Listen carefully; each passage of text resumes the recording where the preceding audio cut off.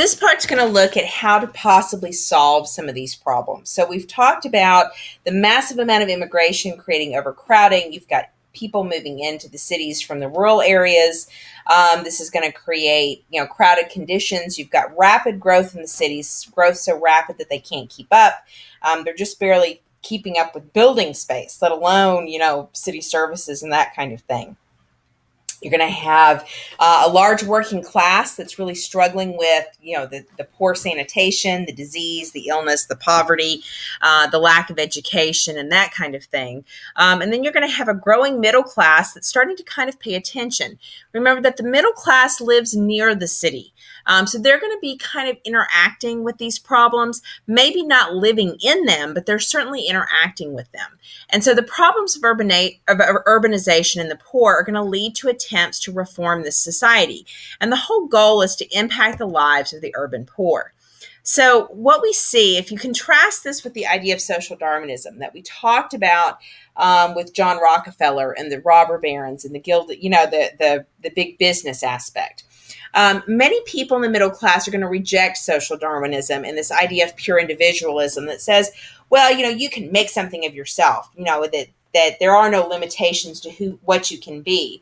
Many people in the middle class are going to recognize that maybe it's not always as simple as that there are times when events transpire or where you're limited. And that's probably because they see that every single day, right?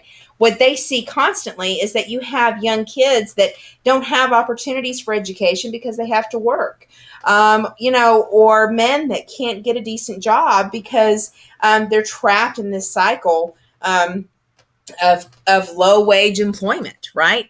So they're going to see this, and this is going to make them recognize that perhaps something needs to be done. So they reject the idea of survival of the fittest, and they think that the government should somehow intervene.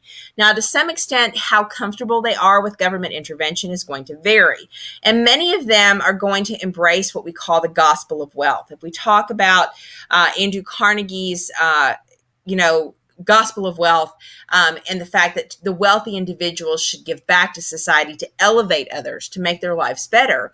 The social gospel is going to say that the middle class maybe don't have the extensive wealth to create a foundation, but they can give back and kind of make things better. They can give of themselves, they can give of their time, and that sort of thing. Part of the motivation for their understanding of, sometimes events happen beyond someone's control is that you have a great deal of literature coming from this time period that's really questioning social Darwinism, that some people are just, disposed to be successful, that they're just inherently better than everybody else. And so you're going to have lots of authors that are going to write about this, that talk about people failing due to outside circumstances. And they really lay the blame on an economy that's operating without regulation. And that society is so based on competition, and it's this competition that's grinding people into the ground. So perhaps we need to do something to fix that. So again, the concept of social gospel, the middle class is the primary ones that drive this. Again, that Christian values are going to say that these Christian values apply to charity and justice, and that this should fix the social problems. Now, sometimes they turn to government to help them a little bit, but other times they focus on just kind of community efforts. And so churches are going to be the centerpiece of this. And we see this even today, where churches act to kind of bring relief to the poor and to people in need. And really one of the foundational ideas behind the social gospel is that competition brings out the worst in people. And that somehow we've got to make people not be so vicious in the competitive world. Some of this social gospel is going to be the Salvation Army, which we still have today. This was a Christian mission organization. They structured themselves kind of like a military, a military in service of, ending poverty, if you will. So the Salvation Army is an organization from this time period. The YMCA, Young Men's Christian Association. We have the YMCA, of course, still today. It's also focused on education and after-school programs and recreation. But that's because when it started as the YMCA, it was about giving industrial workers a wholesome place to go spend their free time, what little they had. right? So if you were a factory worker and you were off work, rather than going to a saloon and drinking, go to the YMCA, take a class, play cards, do something constructive and something that's good for you, where you can play organized sports like baseball, or you can swim, or that kind of thing. And it also provided low-cost motels, so that if you were a young person that was coming in from the rural areas, from the countryside, and you needed a place to stay while you found a job, you could stay in the YMCA. So that way you wouldn't get sucked into that kind of political corruption and the corruption and crime that existed in the cities. So the YMCA and the Salvation Army are absolutely kind of this on the front lines of trying to make things better. And this is all based on social gospel and community efforts and volunteerism in many ways. You will have black and white YMCAs. You'll have a female version. So there's all kinds of variations of the YMCA, but they are essentially the same thing. And eventually they will be consolidated into the YMCA that now provides recreational activities, right? So some of these same things that it did back then.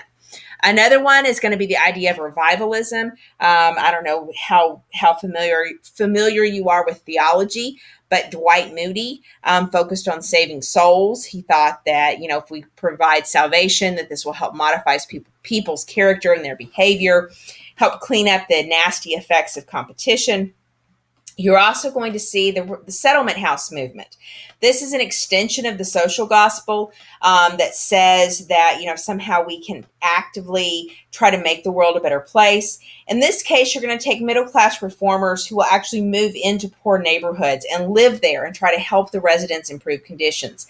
They'll act as that voice rather than the immigrants having to turn to a ward boss who is corrupt and works for political corruption. They can turn to the settlement house, and the settlement house can then act as their intermediary with the city or with the government or whatever, or with landlords. And they will help lead classes. They'll help teach people about sanitation and that kind of thing. This is really the beginning of the social work movement, right? This idea of changing people's lives and keeping them informed and educating them. The two most famous names that you must know, Jane Addams, who led Hull House in Chicago. Again, let me emphasize that. You need to recognize Jane Addams and Hull House. She is a settlement house leader, profound in Chicago. Lillian Wald, Henry Street Settlement in New York City is the other one. Jane Addams is the one that's most often on the EOC test. And again, they provide medical care, disease prevention, recreation, culture, English classes, all that kind of stuff, job skills, daycare, you name it. So in some ways, they perform a similar function as the YMCA, but they are actually living in that community. These are people that are involved and invested in the community around them.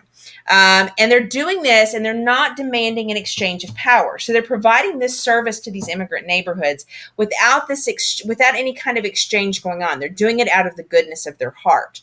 And again, they're focused on training people and helping them. Women are very influential in the settlement house movement. There's no question about it. These are pictures from Jane Addams' Hull House. This is actually the building. This is the inside. We were actually there a few years ago. Pictures of her training kids and that kind of thing. Public education. Industrialization is going to need trained, educated, and disciplined workers. You guys wonder why we follow a bell system and why you show up on time and why you sit in desks and all this kind of stuff and why you have a dress code. It's because we're training you to be good workers. And some of this is still valid, even though we're kind of in a post-industrial society. It's still good to know how to dress and how to speak and to be on time. So some of these values don't disappear just because we're not all factory workers anymore. But understand that the existence of public education comes about because factories need educated and decent workers. It's also intended to keep children off the streets, keep them supervised, as well as to keep them out of the workforce. So that way they are not competing for jobs. And it's also meant to Americanize immigrants, teach them English, teach them customs, teach them American history. So we're going to make you good little citizens. We're going to make you believe in the American ideals. We're going to train you to be good workers and all that kind of stuff. So public education is at the center of kind of this immigration and this kind of reform movement, right? So public education in and of itself is a reform. Although it's far from perfect, right? A lot of times immigrant students find themselves kind of in the middle between their native culture and the world that they are now living in, the culture that they're in.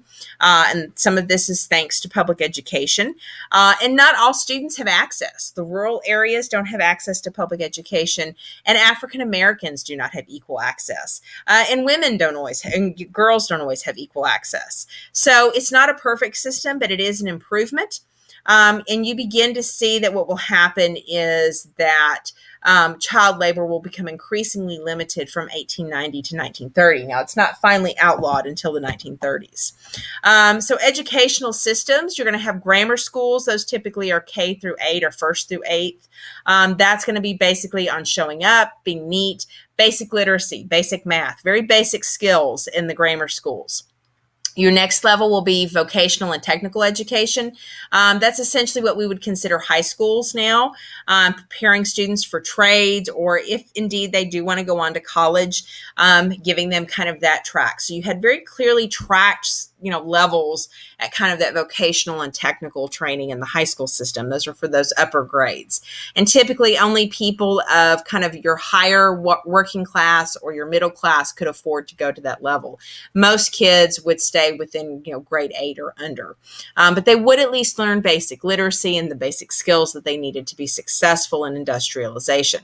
The Carnegie libraries provided access to books and that kind of thing. So this is part of Carnegie's contribution. And you have lots of colleges and universities. In fact, this is the boom period for public and state colleges. A lot of states, the federal government gives a lot of land to develop state colleges, to train people. And a lot of times these become vocational or agricultural schools, the A&M schools.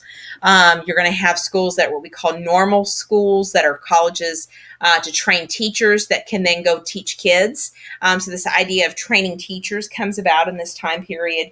So you have lots of colleges and universities being established. And this is on top of your private universities that have existed for some time, as well as having private women's colleges. So the educational system is clearly an effort to try to change the course of the ship, as well as the settlement house movement, as well as the social gospel movements. So be sure you kind of understand what the impacts of all of those are.